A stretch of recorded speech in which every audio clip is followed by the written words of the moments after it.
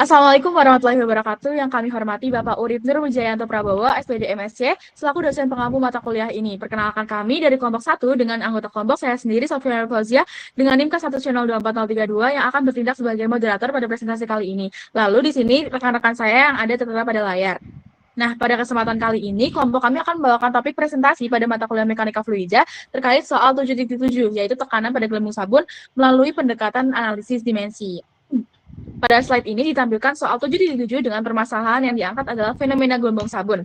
Nah, di mana kita ingin mengetahui hubungan antara perbedaan tekanan atau delta P, jari-jari gelembung atau R, dan tegangan permukaan atau sigma. Diketahui bahwa satu, tekanan di dalam gelembung ini lebih besar daripada tekanan di luar. Yang kedua adalah lapisan gelembung memiliki sifat seperti membran elastis. Nah, selanjutnya ditanyakan hubungan matematis antara delta P, R, dan sigma. Nah, secara umum, hubungan awal ini dapat dituliskan perbedaan tekanan atau delta P, yaitu sama dengan tekanan dalam dikurangi tekanan luar. Nah, selanjutnya kita akan menganalisis hubungan tersebut menggunakan analisis dimensi. Next. Untuk solusi permasalahan ini, yaitu perbedaan tekanan antara bagian dalam gelembung sabun dan udara di luar akan dianalisis dengan metode variabel berulang. Asumsinya gelembung sabun memiliki daya apung netral di udara dan gravitasi tidak berpengaruh, dan juga tidak ada variabel atau konstanta lain yang penting dalam masalah ini. Nah, di sini kita akan memaparkan analisis dimensional untuk kasus tekanan pada gelembung sabun. Di sini kita ada tekanan pada gelembung sabun dipengaruhi oleh 3 faktor utama, yaitu perbedaan tekanan jari-jari gelembung dan tegangan permukaan. Tujuannya apa sih? Tujuannya itu untuk menentukan hubungan antar variabel, yaitu perbedaan tekanan sama dengan R sigma S, tegangan permukaan. Bisa dilanjut?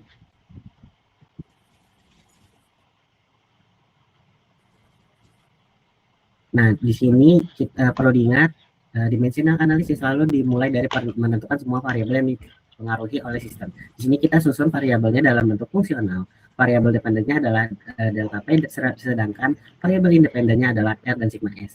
Kalau kita hitung, itu berjumlah 3, maka nilai N-nya adalah 3. Bisa dilanjut?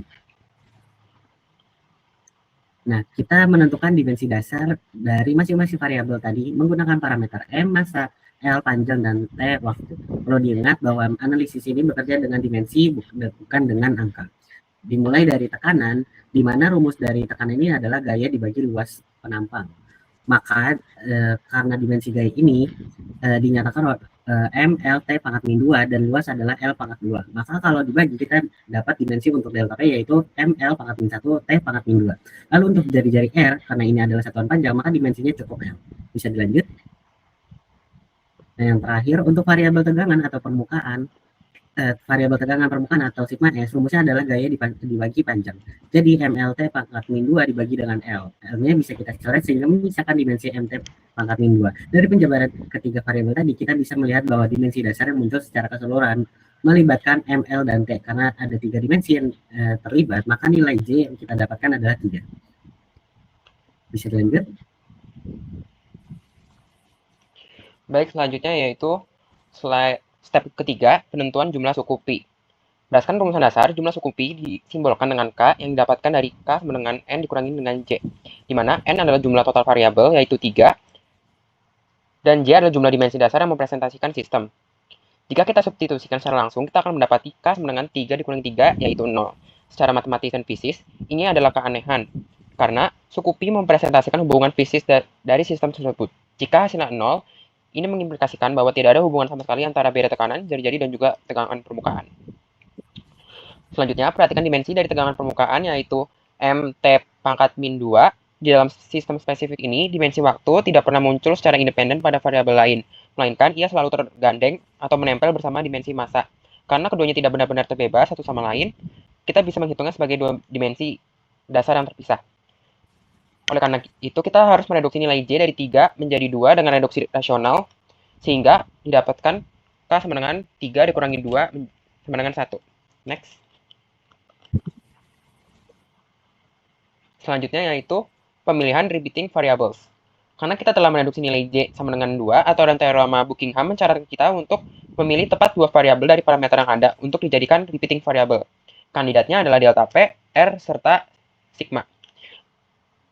Adapun aturan baku dalam memilih repeating variable, yang pertama, syarat Syaratnya yaitu tidak boleh memilih variabel dependen.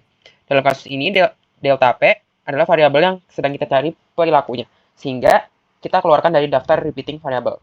Syarat kedua, dua variabel yang dipilih harus mencakup semua dimensi dasar J sama dengan 2 yang terlibat dalam reduksi sebelumnya. Oke, untuk step 5 yaitu membuat kelompok tak berdimensi. Yang pertama yaitu P1. Untuk bentuk umumnya bisa dilihat pada layar. Di sini kita mengalihkan dependent variable atau variabel terikat, yaitu delta P dengan repeating variable atau variabel berulang yang dipilih untuk mewakili dimensi dasar sistem, yang dalam hal ini adalah R dan sigma. Lalu, mengapa ada pangkat A dan B? Karena di sini kita belum mengetahui kombinasi matematis yang tepat supaya satuan atau dimensi dari R dan sigma bisa meniadakan dimensi dari delta P. Pangkat A dan B inilah yang akan kita cari nilainya. Oke, sekarang lanjut ke step 6. Di step 6 ini, kita akan melakukan substitusi dimensi. Pada langkah ini, kita akan menerjemahkan variabel-variabel fisika menjadi dimensi dasarnya. Dalam mekanika, dimensi dasar biasanya adalah M untuk massa, L untuk panjang, dan T untuk waktu. Karena tekanan adalah gaya dibagi luas, maka untuk variabel delta P, dimensinya adalah ML pangkat min 1, T pangkat min 2. Selanjutnya, karena R itu jari-jari atau jarak, yang merupakan ukuran panjang, maka dimensinya adalah L. Dan yang terakhir, variabel sigma atau tegangan permukaan, yaitu gaya dibagi panjang, sehingga dimensinya adalah MT pangkat min 2. Lalu bentuk umum yang tadi kita substitusikan menggunakan dimensi yang tadi sudah kita ketahui, menghasilkan P1 sama dengan ML pangkat min 1 T pangkat min 2, L pangkat A, MT pangkat min 2 pangkat B. Karena P1 adalah kelompok tanpa dimensi, maka untuk step selanjutnya yaitu penggabungan dimensi yang akan dijelaskan oleh rekan saya.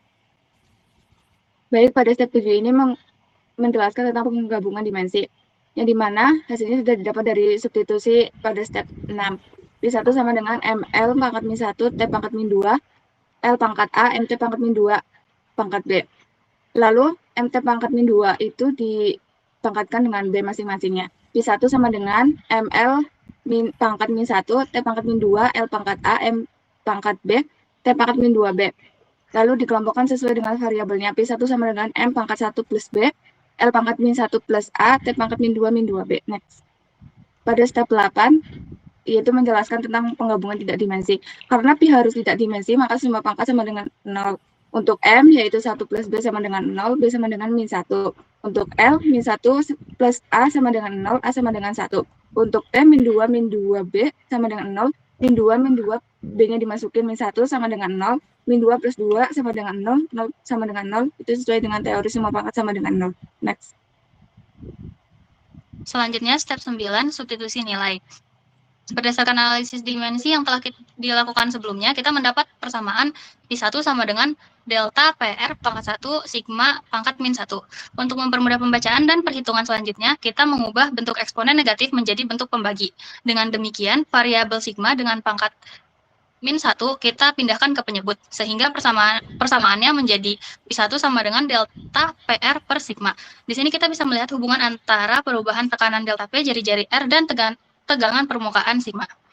Selanjutnya, nah di sini kita akan mencari hubungan akhir dari parameter tersebut. Karena dalam kasus ini kita hanya memiliki satu variabel Pi, maka nilai Pi1 tersebut akan bernilai konstan yang kita lambangkan dengan huruf C. Oleh karena itu, kita dapat menuliskan Pi1 sama dengan C. Jika kita substitusikan nilai Pi1 yang sudah kita cari di tahap sebelumnya, persamaannya menjadi delta PR per sigma sama dengan C. Tujuan utama kita adalah untuk mengisolasi variabel perubahan tekanan dengan memindahkan jari-jari dan tegangan permukaan ke ruas kanan. Kita mendapat rumusan akhir delta P sama dengan C sigma per R. Persamaan ini menunjukkan bahwa perubahan tekanan berbanding lurus dengan tegangan permukaan dan berbanding terbalik dengan jari-jari sistem yang kita amati. Pada bagian pembahasan, kita tahu dari hasil yang kita dapat bahwa jari-jari gelembung sabun berlipat ganda. Nah, perbedaan tekanan berkurang menjadi setengahnya, sehingga kita dapat memperoleh hubungan delta P sama dengan C sigma per R. Nah, dari analisis dimensi, kita tidak bisa mengetahui nilai C. Namun, pada eksperimen lebih lanjut diketahui bahwa C sama dengan 4, sehingga persamaan akhirnya menjadi sama dengan delta P sama dengan 4 sigma per R. Nah, dari pembahasan yang telah dilakukan, dapat disimpulkan bahwa jika jari-jari kecil, tekanannya akan besar. Nah, jika tegangan permukaan besar, tekanan juga akan juga besar. Nah, gelembung kecil ini lebih sulit terbentuk dibandingkan gelembung besar. Hal ini terjadi karena tekanan di dalam gelembung lebih kecil, jauh lebih tinggi. Next. Baik, demikian pemaparan dari kelompok kami. Kurang lebihnya mohon maaf. Terima kasih. Wassalamualaikum warahmatullahi wabarakatuh.